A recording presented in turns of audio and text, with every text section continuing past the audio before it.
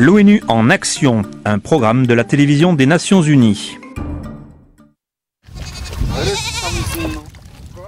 Il n'est pas facile de trouver de l'eau durant l'hiver glacial de la Mongolie. Et une grande quantité d'eau tirée des puits est la bienvenue pour les milliers de bergers de ce pays et les millions de têtes de bétail dont ils dépendent. Le berger Badjargal, un père de 4 enfants, dit que ce puits récemment réparé est la seule source d'eau courante pour sa famille et ses 700 têtes de bétail.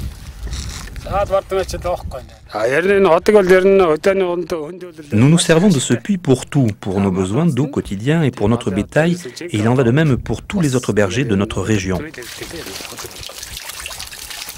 Badjargal et les autres bergers ont proposé la rénovation de ce puits qui avait péri dans leur région, en accord avec le projet des moyens d'existence viables en Mongolie qui est financé par la Banque mondiale, l'Union européenne et le gouvernement japonais.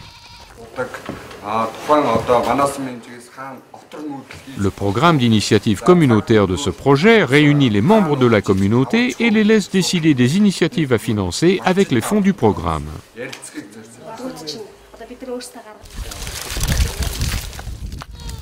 Grâce à ce fonds d'initiative, les communautés rurales ont pu financer et superviser la rénovation de projets d'infrastructures qui sont petits mais d'importance vitale comme les puits et les hôpitaux.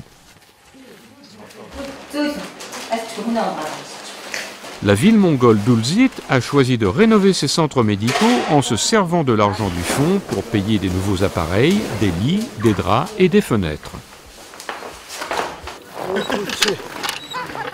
Ulzit a aussi financé une moto pour son médecin itinérant, le docteur Kurel Chulun, qui voyage jusqu'à 30 km par jour dans des températures glaciales pour visiter à domicile les patients qui sont obligés de rester chez eux. Dans le temps, c'était tout un défi parce que je n'avais qu'un cheval et que c'était difficile quand il pleuvait ou qu'il neigeait. En plus de la rénovation des centres médicaux, les communautés ont alloué des fonds d'initiative pour développer leur secteur scolaire. L'argent du fonds a servi à rénover des dortoirs, comme celui de la ville mongole de Bogd, où les enfants de zones isolées peuvent vivre afin de pouvoir aller à l'école.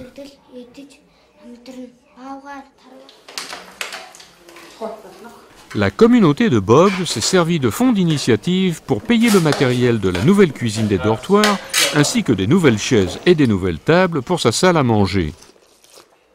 Une rénovation bienvenue, comme l'explique Naran Gerel, une étudiante de 17 ans qui vit dans le dortoir depuis 4 ans.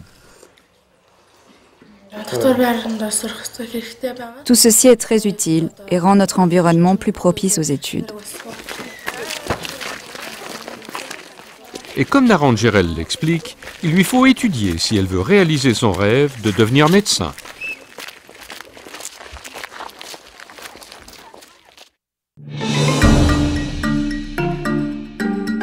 Ce reportage a été préparé par James Morton pour les Nations Unies.